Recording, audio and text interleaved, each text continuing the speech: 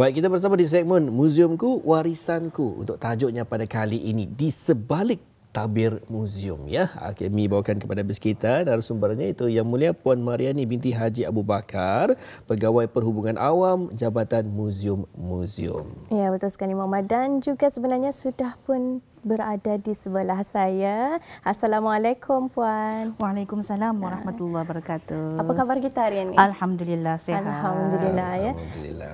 Jadi segmen Muziumku Warisanku sebenarnya kita membawakan tajuk yang menarik sebenarnya, iaitu mengenai di sebalik tabir muzium. Jadi ada ingin kami mengetahui juga pada Januari yang lalu penonton telah diperkenalkan kepada muzium-muzium, galeri dan taman yang ada di bawah Jabatan Muzium-Muzium. Seperti yang dalam slide nanti kan dipaparkan dikongsikan, dilihatkan ada 8 di daerah Brunei Muara, 1 di daerah Tutong dan juga 1 di daerah Belait. Betul? Betul. Jadi tajuk segmen Muziumku Warisanku pagi ini ialah di sebalik tabir muzium. Jadi apakah yang dimaksudkan dengan tajuk tersebut? Silakan Puan. Alhamdulillah. Terima kasih khusus kepada penonton kita ni yang berminat untuk yang rajin mengikuti khususnya sampai pagi dan segmen Muziumku Warisanku. Kesinambungan cerita dari Januari lepas lah yang mengongsikan mengenai dengan muzium-muzium yang ada di negara Brunei Darussalam yang di bawah kawalan Jabatan Muzium-Muzium Kementerian Kebudayaan Belia dan Sukan. Kemudian di sebalik tabir muzium, ini yang orang dah banyak tahu, itu apa yang ada behind the scene kiranya. Macam dalam studio ni pun ada behind the scene-nya kan. Ramai punya pekerja yang supaya memajukan menghidupkan lagi. Betul. Kita ni punya rakaman live ni. Sama je macam museum. Sebenarnya ramai lagi tenaga kerja yang menggerakkan. Apa yang bisa kita lihat di muzium-muzium yang ada di dalam slide kita ni lihat ada peta yang ada 8 di daerah Brunei Muara, ada 1 di daerah Tutong, 1 di daerah Belait. Itu yang hasilnya. Artinya yang the end product. Kalau packaging kan, kalau kami packaging muzium muzium Melayu packaging kami, muzium muzium maritim packaging kami, hub tenaga, itu kira package sudah tu ia punya end result hasil. Tapi behind the scene lagi ataupun di sebalik tabir, kami di sini saya ingin mengetengahkan bahagian-bahagian yang berkepentingan yang kiranya macam memajukan, menaikkan lagi tugas-tugas muzium itu supaya menghidupkan lagi kami punya kajian. Sebab muzium ini sebenarnya banyak berbalik kepada kajian sebenarnya kan, penyelidikan. Betul. Betul. Jadi sehingga sekarang pun masih lagi ada kajian-kajian berkenaan ya Puan ya. Alhamdulillah masih. Alhamdulillah. Dan berkesempatan juga tadi saksikan bersama ya. Ada 8 ya yang dapat disaksikan di KTV Audio tadi di daerah Brunei Muara. Seterusnya di daerah Tutong pula 1 dan juga 1 lagi di daerah Belait ya. Untuk seterusnya perjalanan satu objek ataupun artifak tersebut mungkin dapat dikongsikan prosesnya secara ringkas. Okey. Alhamdulillah sebenarnya koleksi yang ada di Jabatan Muzium-Muzium, dijadikan koleksi muzium itu bukannya didapati secara, kadangnya bukannya mudah juga. Ada berbagai cara. Sebab tu kami punya penyelidik dengan penemuan-penemuan arkeologi, artinya melalui penggalian. Kadang-kadangnya ada orang mengoffer arah kami ataupun apa namanya itu adalah kami ada barang aninya. Ada sudah kita ni di dalam koleksi, so kena offer. Sebab ia menunjukkan perjalanan itu bagaimana proses daripada kita ni memiliki muzium kira negara itu sebagai koleksi, apa yang dibuat. Ada pernah kawan kami ada mengongsikan mengenai dengan perjalanan koleksi kan, artinya diorang katalogkan, diorang catat terperinci ia punya proses satu. So itu yang orang-orang yang di sebalik tabir. Tapi sebenarnya ada lagi bahagian-bahagian yang berkepentingan yang mendukung lagi kami punya koleksi itu. Macam mana kami boleh mampu memiliki koleksi-koleksi yang contohnya yang kapal karam, yang kena temui di dasar laut. Contoh lagi bagaimana kami mendapati barangkali pernah melihat di masa ini di Muzium Daerah Belait lah, ada tulang paus, bukan tulang paus, dolphin punya rangka tulang. Bagaimana biawak, biawak, Biawak. biawak. Biawak biasa. Macam mana kami boleh ada tu bah. Jadikan koleksi. Itu sebahagian daripada koleksi. Kemudian so koleksi-koleksi ini dijadikan sebagai rujukan juga untuk pengkaji-pengkaji yang berminat untuk mengetahui mengenai dengan kita ni punya flora fauna, kita ni punya bahan-bahan budaya, kita ni punya peninggalan-peninggalan purbakala. Jadi kesemuanya adalah warga-warga, pegawai-pegawai daripada pihak muzium sendiri, Puan. Mengenai dengan, kalau dilihat tadi mengenai dengan kapal karam tersebut, ianya di dasar laut ya. Ya, jadi betul. perlunya ada pegawai ataupun mereka yang faham ataupun pandai untuk menyelam tu. Memang. Oh. Ya, tapi yang itu dapat, itu projek besar dulu tu, so bantuan daripada luar negara termasuk dalam negeri, kementerian-kementerian yang berkepentingan juga lah membantu untuk mengeluarkan, menaikkan Ya. bahan-bahan Kapal itu. tersebut. Ya. Memang cukup menarik juga dengan promosian tersebut ya. Jadi yang seperti Puan katakan tadi, ada bahagian-bahagian yang berkepentingan yang ada di Jabatan Muzium-Muzium yang menjadi sebalik tabir muzium ya. Jadi dapatkah mungkin Puan boleh menerangkan dengan lebih lanjut mengenainya, iaitu yang bahagian kepentingan tersebut? Okey, ada saya sediakan slide je lah, tapi ringkas saja menunjukkan bahagian berkepentingan itu. Kalau untuk saya mengingati, saya gunakan perkataan ada apa? A, E, I. Bahagian arkeologi, E, etnografi dan I, ilmu kejadian. Arkeologi ianya berkaitan dengan peninggalan-peninggalan purba. Contohnya saja macam Arah Muammar, kawasan rumah Muammar, terjumpa dia duit pitis sebalang. Saya kaya. Saya tak jadi orang kaya. Tapi kan kita ni ada akta. Kita ni ada akta barang-barang purbakala dan harta terpendam yang adalah yang menjaga tadi punya warisan. Betul. So itu bahagian arkeologi. So diorang artinya kalau ekskavasi lah tu namanya ekskavasi. So diorang keluar untuk membuat penggalian.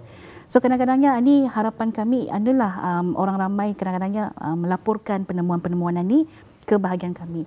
Pada masa yang sama juga bahagian arkeologi dan monumen ini merupakan urustia kepada lembaga muzium yang mana berkaitan dengan ini orang banyak ada tahu juga bangunan-bangunan dan monumen yang lama-lama kita ni itu diwartakan sebenarnya. Artinya kalau ia sudah diwartakan, ia dipelihara, dijaga daripada kena rosakkan, tidak boleh dimusnahkan, tidak boleh diusai selain daripada asal usulnya. Itu bahagian arkeologi. Kemudian seterusnya bahagian etnografi. Kita ni ada 7 puak di negara Brunei Darussalam. Bahagian etnografi ini yang membuat penyelidikan mengenai dengan kaji bangsa. Artinya dorang punya penyelidikan tidak terhad hanya kepada kepada satu tema sahaja. Seartinya bagaimana cara kehidupan dorang, jenis pemakanan dorang, apa kira favorite food, local delicacy bahagian dorang, tarian tu dejo pelang Melana, saya yang tu kira indah ketara. Ini yang kami yang ketara permainan-permainan tradisi yang dorang yang puak-puak itu ada memiliki. Kemudian jenis-jenis kitchenware, itu peralatan-peralatan dapur. Kemudian even cara dorang meminang ada perbezaan kan dari ikut setiap puak. Ya, betul. Dia berkaitan dengan bahan-bahan budaya yang ada dalam koleksi juga. Contohnya macam bedil, ada puaknya yang menjadikan itu sebagai mahar. Gong ada kena gunakan sebagai apa. Ini yang diusahakan dilaksanakan oleh bahagian etnografi. Bahagian ilmu kejadian, ini yang orang anu sedikit ilmu kejadiannya lain bunyinya tu kan. Tapi kalau bahasa orang putihnya is natural history. Alam semula jadi. Artinya ia berkaitan dengan flora dan fauna kita ni. So diorang ada menyimpan koleksi-koleksi. Kalau Muammar dan Afifah dan juga penonton lah ingin mengetahui bahawa kita ni ada koleksi yang memang rare, nadir di negara Brunei Darussalam, yang kena bagi tahu kiranya macam sebab tu ada spesimen ataupun spesies binatang yang ada perkataan Brunei dalam scientific name-nya. Artinya itu menjadikan kita ni part of dalam dunia biologi atau yang boleh juga menaikkan nama negara Brunei Darussalam. Contoh lagi macam Taman Warisan Tasik Merimbun, ia merupakan taman warisan ASEAN kita ni di negara Brunei Darussalam yang satu-satunya dulu masa ini. Salah satu daripada dasar yang membuatkannya sebagai satu taman warisan ASEAN ialah dengan penemuan apa yang kena panggil white collared bat, kelawar berkalung putih. Yang itu kiranya jarang ditemui, yang recorded pernah ada di Filipina. So kita ni pun ada menyimpan spesimennya juga. Tapi jarang, ini namanya nadir.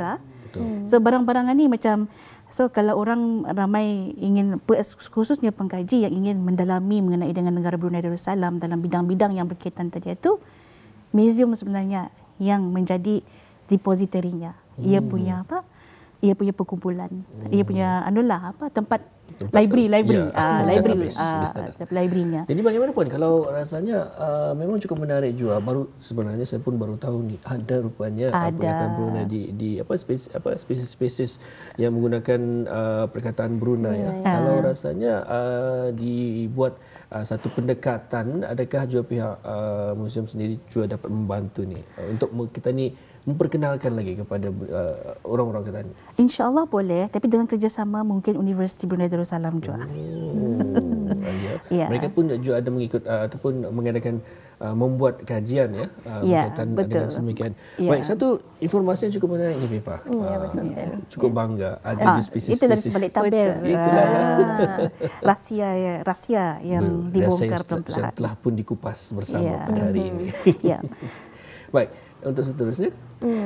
Dan juga dan apa bahagian yang lain yang mungkin perlu ada lagi bahagian lain. Okey, yang itu kiranya perjalanan. Okey, imagine saya membawa base kita berimajinasi sekejap. Okay, ada barang ni ditemui. Lepas itu dihantar ke kami punya ke Jabatan Museum. Ada bahagian lagi yang memantau, menanai tanggungjawab, iaitu sekiranya dipanggil bahagian perolehan. Kalau acquisition, so artinya diorang ni kiranya pengurus koleksi. So diorang ni dah yang sama ada ia didaftarkan sebagai rekod kita ni, sebagai koleksi Jabatan Museum.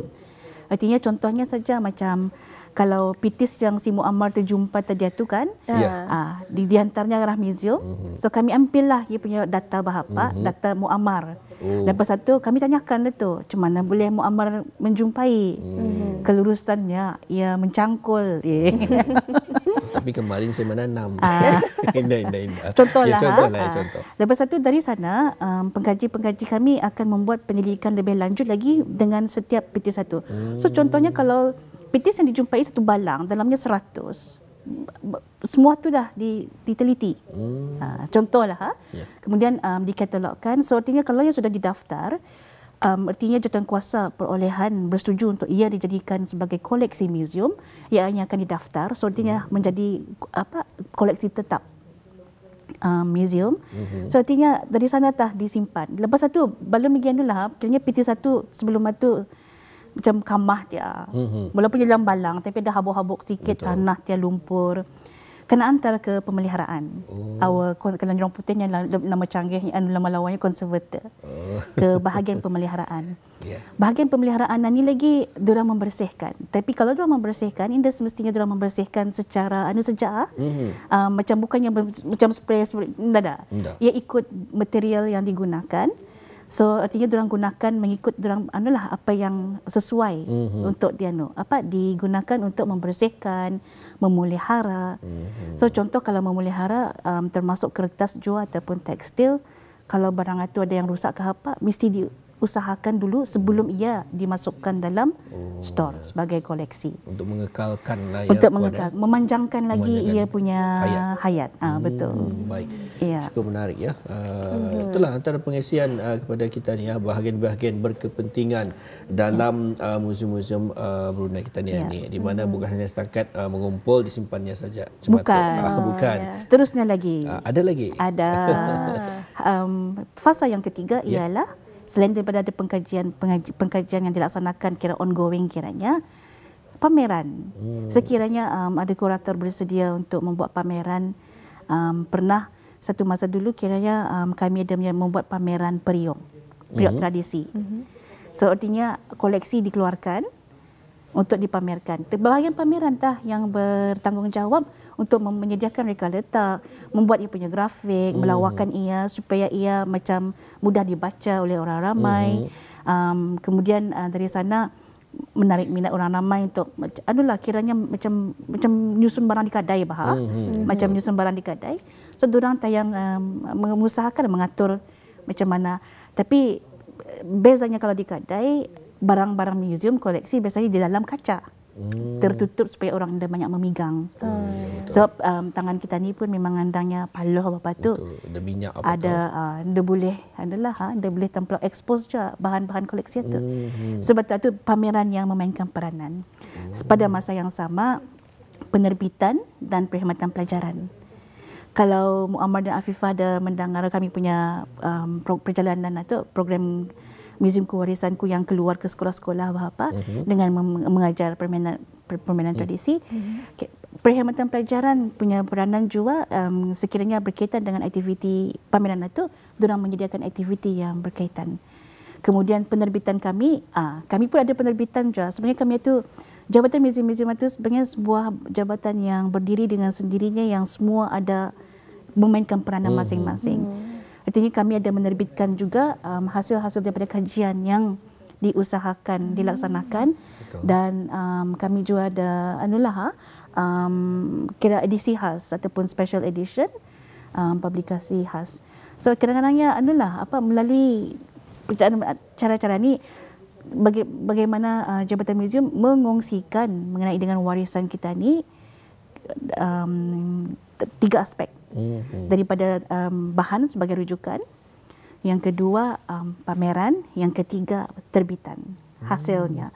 So artinya kalau orang akan merujuk, insyaAllah hampir semua boleh dilihat. Yang mana itu bercakap mengenai apabila ia memasuki fasa pameran tu Puan. Jadi selain daripada fasa pameran Puan, apa lagi tugasan yang ada di sebalik tabir museum yang perlu kita tahu juga? Kiranya penceritaan ni. Sebab tu kita ni berbalik semula ke penerbitan dan perkhidmatan pelajaran itu tadi. Selain daripada barang itu diterbitkan, kadang-kadang bekerjasama dengan pihak RTB juga, dokumentari, menghasilkan dokumentari khas. So artinya ia punya ia punya efeknya bukan daripada satu cerita boleh jadi banyak. Okey. Dan juga mungkin Puan boleh kongsikan juga tadi mungkin secara ringkas mengenai apabila memasuki fasa pameran, mungkin Puan boleh kongsikan lagi sekali. Okey, kalau dalam pameran artinya ia sudah berada di ruang legal museum. Okey. Dari ruang legal museum itu artinya ia sudah ataupun di lobi ataupun di galeri-galeri, artinya ia sudah dipamerkan kepada orang ramai. Dari sana kiranya dilancarkanlah pameran itu, dilancarkan, kemudian orang ramai dijemput untuk menyaksikan pameran-pameran sementara, biasanya yang sementara.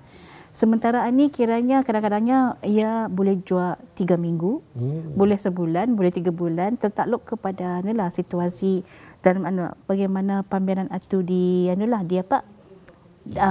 penerimaan orang ramai.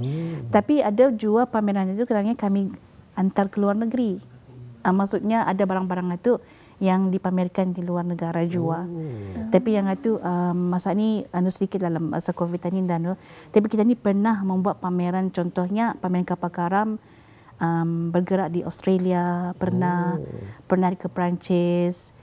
Yang itulah yang kalau secara basarnya lagi kalau akan membuat pameran. Jadi bagi mereka yang terlibat, siapa tu dalam bahagian mana tu Puan? Pameran. Bahagian pameran. Bahagian pameran. Yang menjaga ikut bidang. Siapa yang punya bidang? Sebab kadang-kadang kalau orang awam kan bertanya mengenai lebih lanjut dengan contohnya mengenai dengan contoh barang-barang anyaman. Orang yang lebih tahulah. Oh iyalah. Takut dikuatiri pasti juga. Macam tu je Puan. Baik, sebetulnya banyak sebetulnya ingin kami tanyakan lagi Puan sebenarnya mengenai dengan muzium ini. Tadi kita difikirkan muzium ini biasa saja, hanya menyimpan saja, tapi sebenarnya banyak tugas-tugasan dalam penjagaan dari from the beginning, Yes, betul. daripada permulaan, daripada awal sehinggalah akhirnya penjagaan barangan tersebut memang cukup dikawal ya, kerana memang ia menjadi satu sejarah untuk petani, untuk tatapan bukan sahaja bagi generasi ini tapi juga generasi-generasi yang akan datang.